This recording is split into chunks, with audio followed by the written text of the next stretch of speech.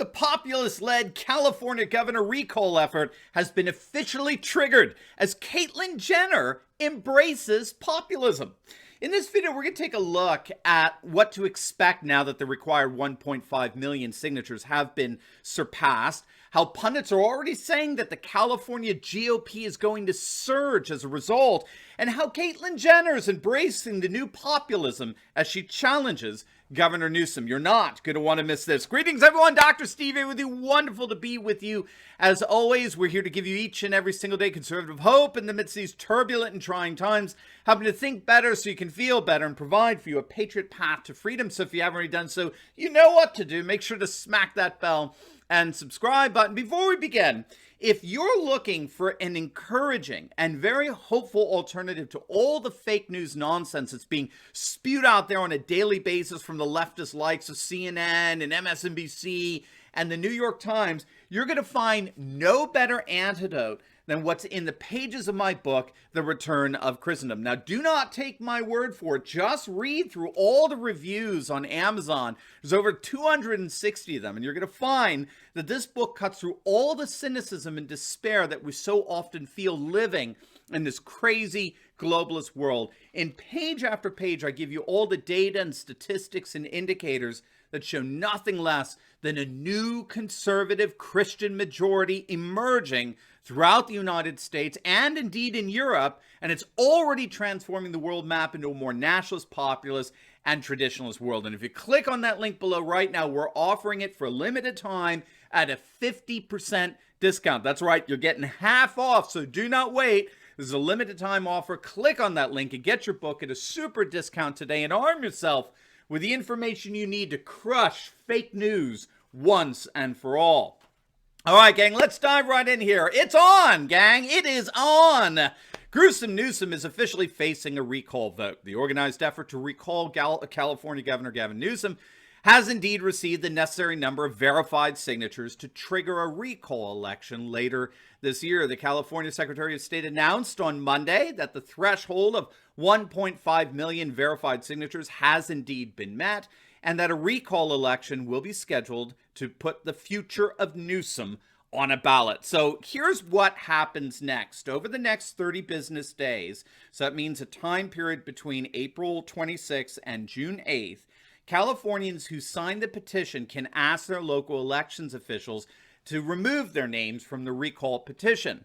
If there's still enough valid signatures after this process, the recall election moves forward. Now, given that the organizers turned in over 1.6 million verified signatures, this shouldn't be a problem. They've got a margin more than 100,000 signatures needed, so this is just a formality at this point. And so we're most likely looking at a recall vote sometime in October or November of this year. So plenty of time to organize and make the case for why Newsom needs to get replaced. Obviously, this isn't hard.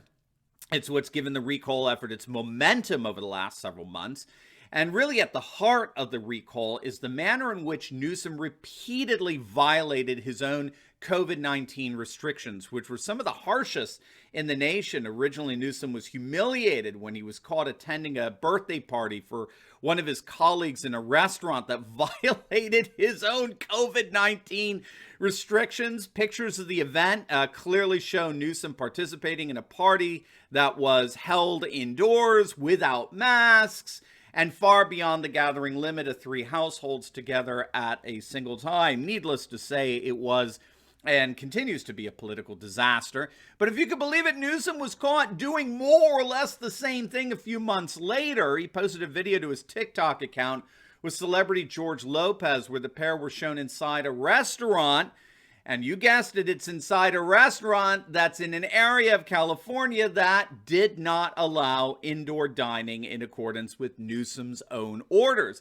The TikTok video shows Newsom and Lopez inside Los Amigos Mexican restaurant in Fresno, and then a separate video of Lopez endorsing the restaurant's food. It was posted to Los Amigos Mexican restaurant's Facebook page.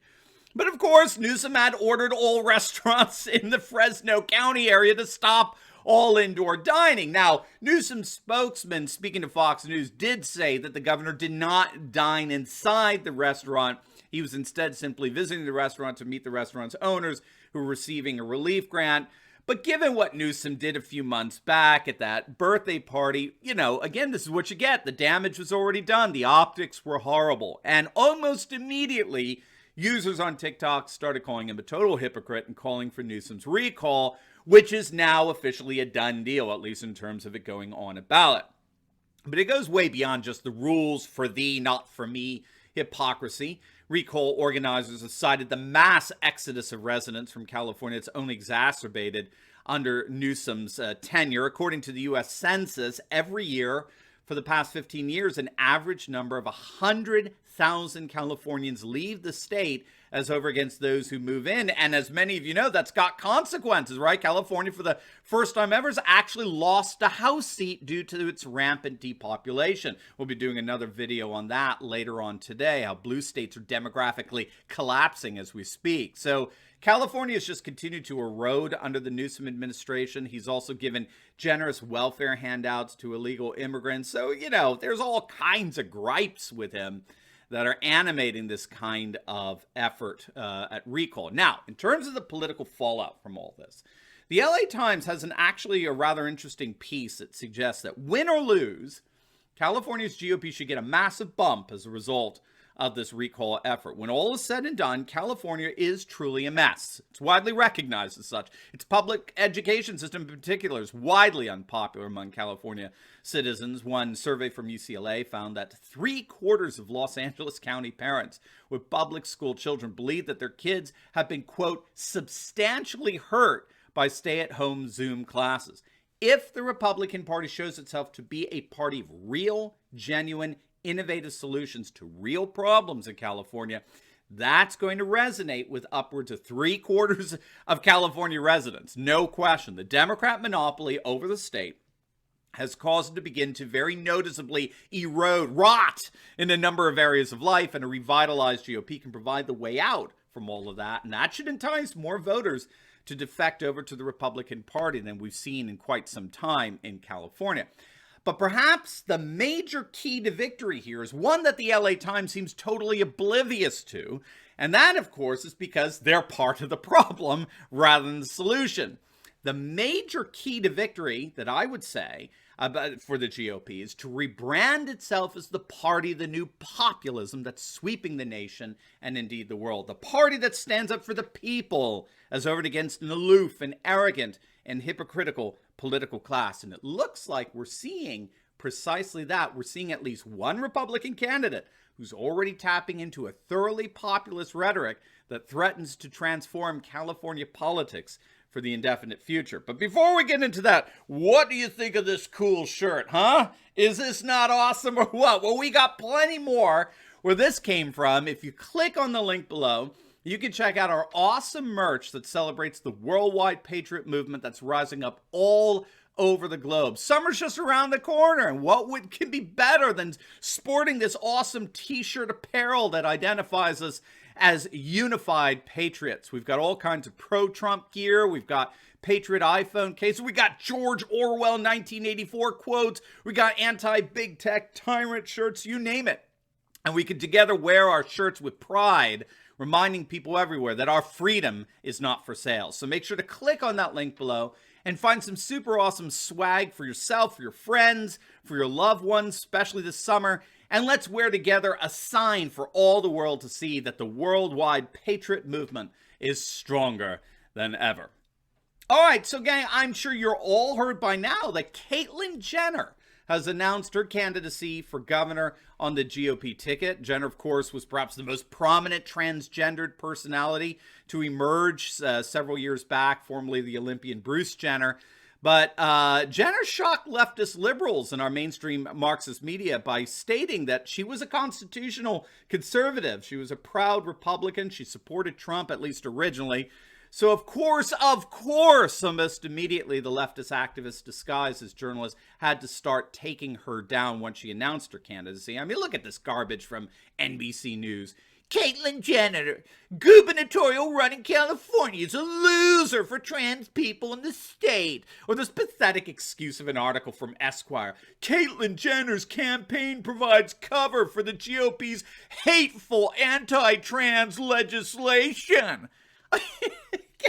Gang, if you're a deplorable, you can't win as far as these leftist activists disguised as journalists are concerned. I mean, just plain and simple. They really are the enemy of the American people, right? Certainly the American patriot. You're danged if you do, danged if you don't with them. But what they are also revealing is just how utterly and completely ignorant they are of the rising populist movement going on all over the world, where the new growing divide, the new political animosity is not between Republicans versus Democrats or conservative versus liberals or even left versus right, but increasingly it's between the people versus the permanent political class, the ruled versus the rulers, the ordinary citizen versus the oligarchs, right? This is the politics of the 21st century. And the mainstream Marxist media really has yet to come to terms with this. But interestingly, Caitlyn Jenner appears to have come to terms with this. She's clearly embracing a populist paradigm for her candidacy. It's really quite fascinating.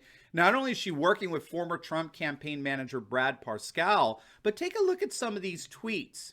Quote, Gavin Newsom is so threatened by our campaign that he's trying to fundraise off my announcement instead of focusing on doing his actual job. This is what entrenched politicians do. They play politics instead of doing what's right for the people of California. Hashtag recall Newsom. That, my friends, is pure populism. Okay? It's the people versus the political class. Or look at this. Here, Jenner takes on woke cancel culture, pointing out that misgendering her means nothing compared to much larger issues that Californians, indeed our nation, faces today. I mean, thank you. Thank you. California has bigger issues than pronouns, for God's sake. Gang, that's called populism. Pronouns are used by our permanent political class to divide us so that our resentments are focused on each other rather than on them. And what Jenner is doing here is what Trump did. She's refocusing our resentments on the permanent political class. It's really quite fascinating. Now, I have no idea at this point what's going to happen with Caitlyn Jenner's candidacy. But it is certainly the case that her candidacy is a further indicator that the new populist coalition that will eventually overturn our permanent political class is growing stronger than ever.